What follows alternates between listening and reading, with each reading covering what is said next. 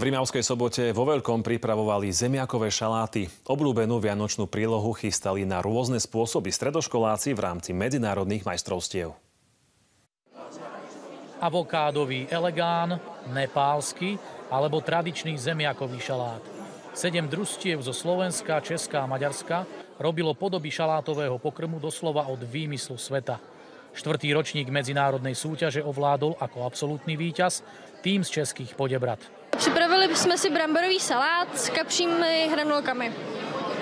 A je tam vlastně tajná přísada takové černé vejce čínské. Jediný, co tak jsme povařili více brambory, aby měli chuť už od začátku. Dali k tomu aj kus rybieho mesa, ako k tomu šalátu, čo myslím, že patrí k tomu vianočnému, ten kapor.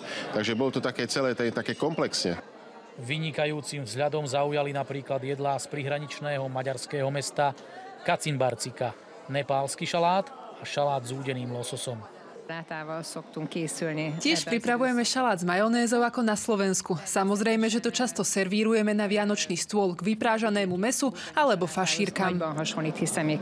Organizátori boli s úrovňou aktuálnej súťaže v centre Gemera spokojní. Tá kvalita aj výzor jednotlivých jedál je na takej úrovni, že je to určitý prelom oproti vlaňajšku. Vidno tu takú zmenu, taký záujem o aj možno aj vianočnú tradíciu, aj o kvalitu ich prípravy. Vyrastajú veľmi dobrí kuchári a som rád, že sa aj zúčastňujú takýchto súťaží. Stredná odborná škola obchodu a služieb v Rimavskej Sobote pripravuje atraktívne kulinárske podujatia aj v budúcom roku.